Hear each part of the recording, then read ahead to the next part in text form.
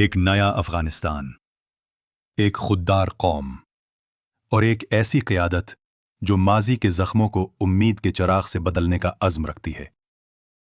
نئی دہلی کے قلب میں، افغان سفارت خانے میں، جب وزیر خارجہ نے بھارت میں مقیم افغان کاریگروں، انجینئروں، پروفیسروں اور تاجروں سے خطاب کیا تو یہ صرف ایک ملاقات نہیں تھی، بلکہ وطن سے دور بچھڑے دلوں کے ملاپ کا لمحہ تھا۔ ایک ایسی گفتگو جس میں اتحاد، ترقی اور وطن واپسی کی صدا گونجتی رہی۔ وزیر نے اپنے خطاب کا آغاز ایک ایسے پیغام سے کیا جو ہر افغان کے دل کی آواز تھا۔ انہوں نے کہا، اب وقت ہے کہ ہم اپنے تمام اختلافات، چاہے وہ قومی ہوں، سمتی، لسانی یا تنظیمی، سب کو بھلا دیں۔ دنیا آج حیران ہے کہ افغان قوم 4 دہائیوں کی آزمائشوں کے بعد کس مضبوطی سے متحد کھڑی ہے۔ انہوں نے مشرقی افغانستان میں آنے والے زلزلے کا ذکر کیا اور بتایا کہ اس سانحے نے ثابت کر دیا کہ جب بھی قوم پر مشکل وقت آتا ہے تو شمال سے جنوب تک ہر افغان ایک دوسرے کے ساتھ کھڑا ہوتا ہے۔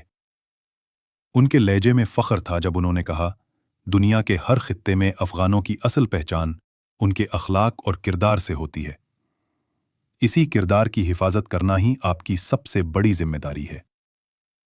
انہوں نے نہایت محبت سے ہندوستان کے مسلمانوں، علماء، طلباء اور عوام کا شکریہ ادا کیا، جنہوں نے افغان وفد کا جس والہانہ انداز میں استقبال کیا، وہ خود ان کے لیے ایک ناقابل فراموش تجربہ بن گیا۔ ہم نے محبت دیکھی، خلوص دیکھا اور ایک ایسا تعلق محسوس کیا جو صرف سیاست نہیں بلکہ روحوں کا رشتہ ہے۔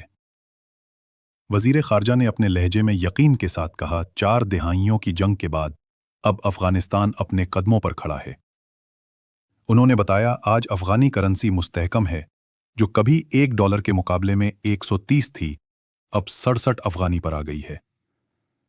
جائیدادوں کی قیمت دوگنی ہو چکی ہے، اور وہ ملک جو کبھی ہفتہ وار $100 ملین غیر ملکی امداد کا محتاج تھا، آج اپنے تمام اخراجات خود پورے کر رہا ہے۔ پھر ان کی آواز میں فخر جھلکا جب انہوں نے کوش تیپا کینال جیسے بڑے ترقیاتی منصوبے کا ذکر کیا۔